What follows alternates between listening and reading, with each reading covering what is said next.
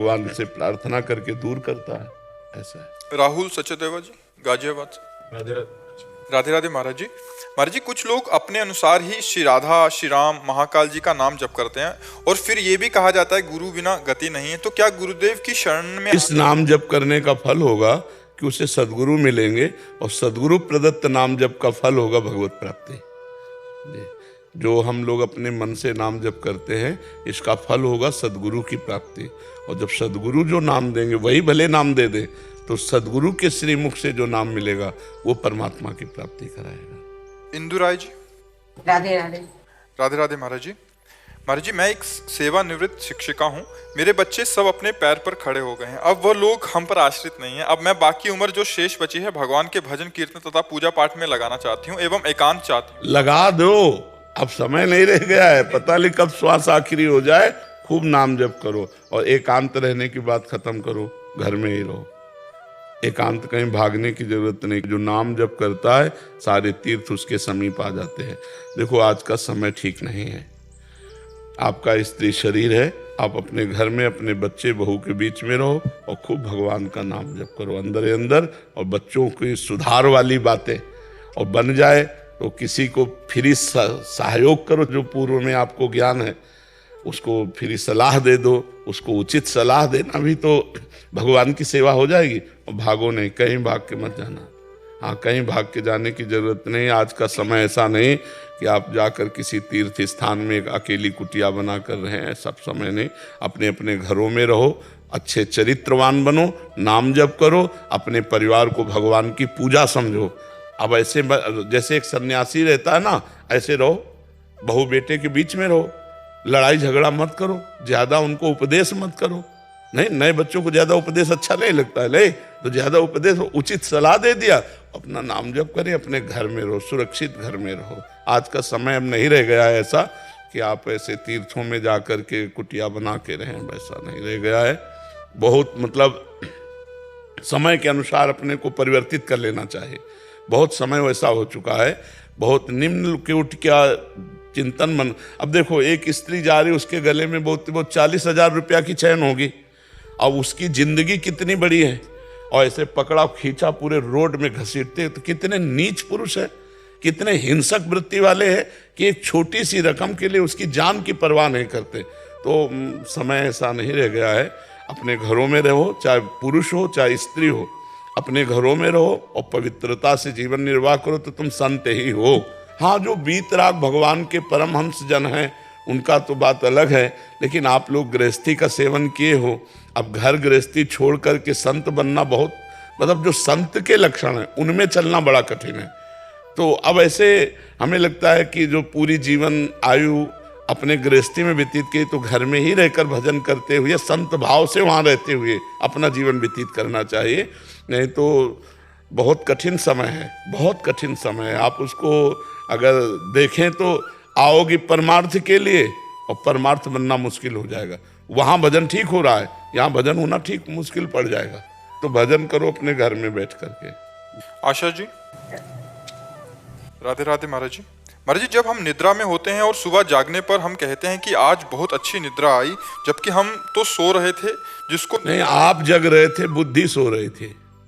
आप जग रहे थे, बुद्धि सो रही थी। आप तीनों अवस्थाओं के साक्षी हैं। जागृत, मैं 8 घंटे से जग रहा हूं, मैं 10 घंटे से मेहनत कर रहा हूं, मैं सो रहा हूं, मैंने स्वप्न देखा। तो जो मैं है वो इनका साक्षी। जागृत, स्वप्न, सुषुप्ति, तीनों अवस्थाओं का जो साक्षी है वो तू है। लेकिन तू अपने को आत्मस्वरूप न जानकर पुरुष या स्त्री समझता है। इसी भाव से तू बंधन को प्राप्त है। न तू कभी सोता है, न कभी जागता है, न कभी स्वप्न में होता। तू भगवत स्वरूप है जो सोने, जागने और स्वप्न की अवस्थाओं का साक्षी है। वो तू परमात्मा स्वरूप है। पर जीव जान नहीं पाता ना, वो अज्ञानवश अपने को स्त्री या पुरुष मानकर सोने या जागने या पाप कर्म या पुण्य कर्म करने का कर्ता मान लेता है। इसी से उसका बार बार जन्म मरण होता रहता है। अगर वो अपने को साक्षी मान ले तो अभिमुक्त हो जाए, अभिमुक्त हो जाए। पर साक्षी मान नहीं पाता ना, क्योंकि आसक्ति देह में है। तो हम अपने को स्त्री या पुरुष मानकर साक्षी नहीं हो सकते। हम आत्मस्वरूप मानकर अपने को साक्षी हो सकते। समझ पा रहे? श्वेता जी, शिवांश दुबे। महाराज जी, हमारा विवाह 10 दिन पहले ही हुआ है। महाराज जी, समाज में व्याप्त पति पत्नी के रिश्तों में कटुता देखकर मेरा मन भी अपने भविष्य के दाम्पत्य जीवन में के प्रति दोनों को चाहिए कि अवलो नसानी अबना न सही हो, इस शब्द पर ध्यान दीजिए। बॉयफ्रेंड गर्लफ्रेंड ये प्रायः नए नए बच्चे बना लेते हैं, ना बनाया हो तो भगवान की बड़ी कृपा है, अगर बनाया हो तो एक दूसरे से बताना नहीं। और अब अपनी गर्लफ्रेंड की चर्चा नहीं होनी चाहिए, बातचीत तो देखना तो अलग बात, अपने बॉयफ्रेंड की चर्चा नहीं होनी चाहिए।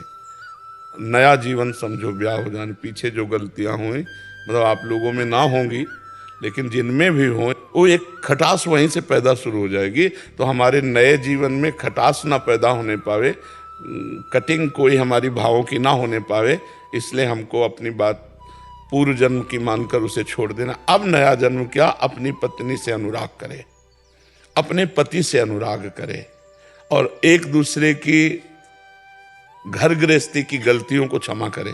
जैसे त्रुटियां हो जाती हैं, उसमें नाराज हो जाते हैं, तो एक नाराज हो तो दूसरा शांत हो जाए। जब वो शांत होता उस बात को निर्णय कर ले, मारपीट लड़ाई झगड़ा ये ना करे। और पत्नी को चाहिए कि पति की प्रसन्नता के लिए सास ससुर की, अपनी नंद की, अपने देवर की धर्मानुसार सेवा करे, जिससे पति को प्रसन्नता प्राप्त हो। और पत्नी के लिए पति को चाहिए कि मेरी अर्धांग है, अर्धांग का मतलब जिससे मेरा आधा शरीर है, तो हम उसकी हर कामना की पूर्ति करें। और उसका हाथ हमने लिया है, तो अगर वो 100 गलतियां भी करे हमारे सामने, तो भी हम उसे क्षमा करके प्यार ही देंगे, डांट फटकार नहीं लगाएंगे। तो कभी विच्छेद हो ही नहीं सकता संबंध। अब जैसे ब्याह हुआ, अचानक आपने देखा है कमरे में एकांत में बात, किससे बात कर रहे हो? नहीं, किसी से नहीं। अब आप भले अपनी मौसी से बात कर रहे हो और वो दिमाग में कीड़ा छा जाए, नहीं मोबाइल लाइए, नहीं नहीं हमने देंगे। अब कुछ नहीं है, कोई गलत नहीं हो तुम दोनों में, लेकिन दोनों के दिमाग में अब पैदा हो जाएगा, किससे बात कर रही थी तुम? हाँ देख लीजिए, हम अपनी मौसी से बात कर रहे थे। अच्छा तो ठीक है। कोई भी ऐसा छुपाव क्षेत्र ना रह जाए, भले आपका मौसी का लड़का है वो, लेकिन ब्याह हो गया तो अब आपको पति से अनुमति लेके कि वो आया हुआ है, आप कहें तो मैं बात कर लूं, आप ना कहें तो मुझे कोई जरूरत नहीं। क्योंकि आपकी अधीनता पति के प्रति होनी चाहिए। हमारे किसी भी आचरण से हमारे पति को संशय न हो, ऐसे ही पति को चाहिए कि हमारे किसी भी आचरण से हमारी पत्नी को संशय न हो, तो हमारा जीवन निर्वाह हो जाएगा। नहीं तो छोटी, आजकल बहुत छोटी बुद्धि है, छोटी छोटी बातों में संबंध विच्छेद हो जाता। संबंध विच्छेद हो गया तो जीवन किस काम का। बहुत सावधानी से चले। कोई ऐसी हरकत दोनों के बीच में नहीं होनी चाहिए कि दोनों का मन मुटाव हो, कभी ऐसा नहीं होना चाहिए। एक दूसरे को फाइनल अपनी पूरी वृत्ति रख देनी चाहिए खोल के।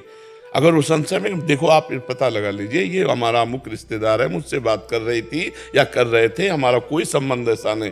क्योंकि ये बातें अंतर में जब बैठ जाती हैं तो फिर प्यार करते हुए भी वो संशय बना रहता है, और वो संशय ऐसा पुष्ट हो जाता है कि फिर आगे चल करके मन मलिन हो जाता है। इसलिए दोनों लोग सावधान रहिए।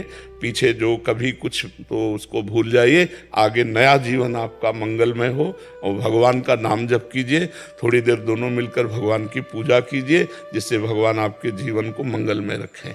क्योंकि आराधना अत्यंत आवश्यक है। जैसे आप पवित्र आचरण करोगे तो आपकी जो संतान होगी वो पवित्र आचरण वाली बनेगी।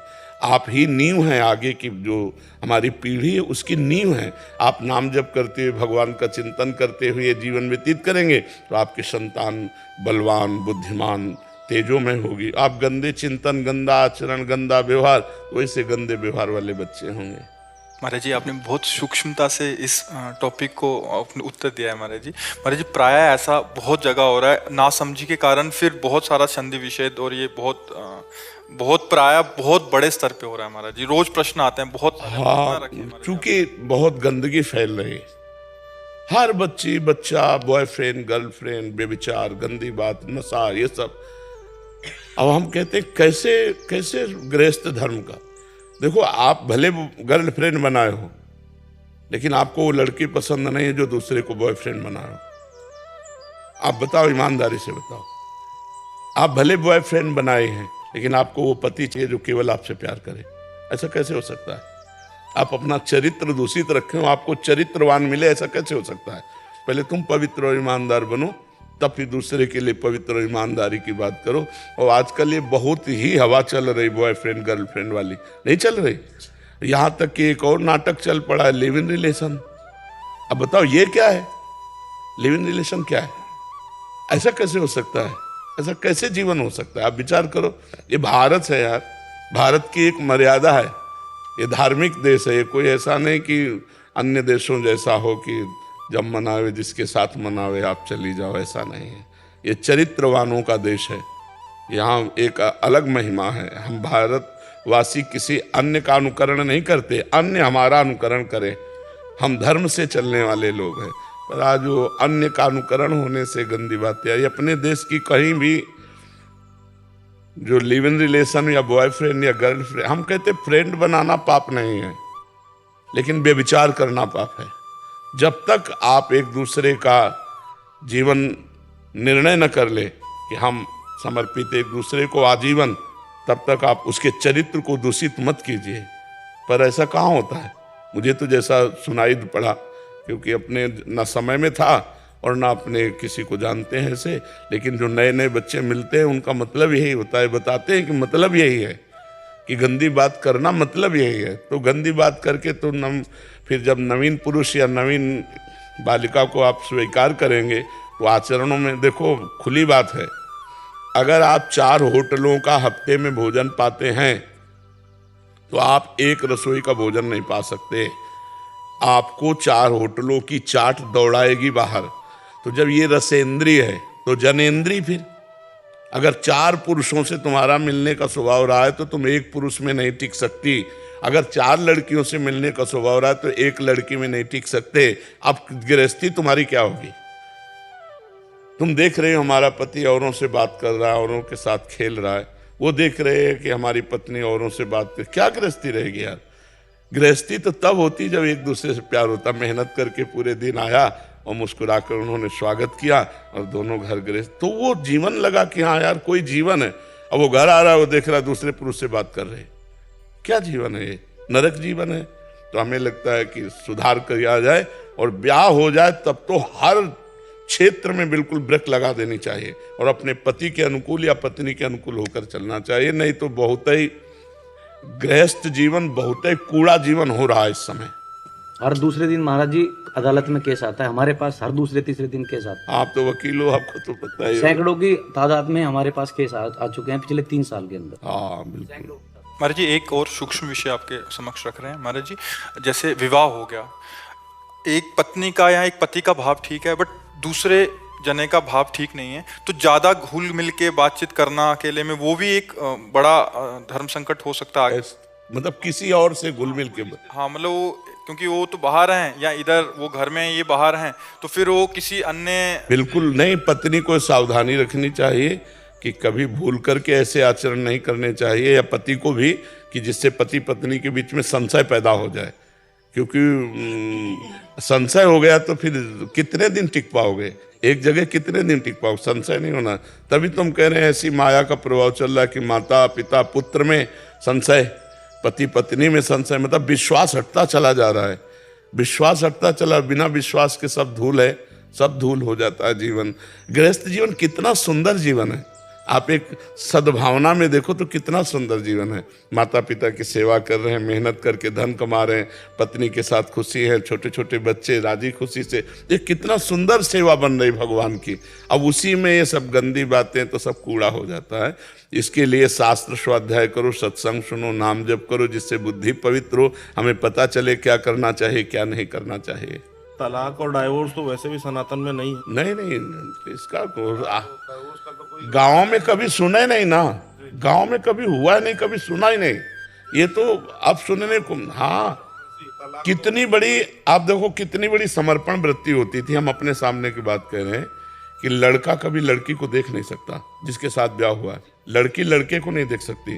ताऊ दादा काका आसपास के लोग ब्याह करके तय करके, कितनी बड़ी क्षमता कि अपने ताऊ काका बाबा दादा के द्वारा पसंद किया हुआ ब्याह आजीवन हमें निर्वाह करना है। विश्वास कर लिया। विश्वास कर लिया। कितना, और कभी डिवोर्स नहीं सुना, कभी तलाक नहीं सुना। और अब तो प्रेम विवाह होता है, बातचीत करके, तो फिर भी तलाक हो जाता है, तो क्या विवाह हुआ।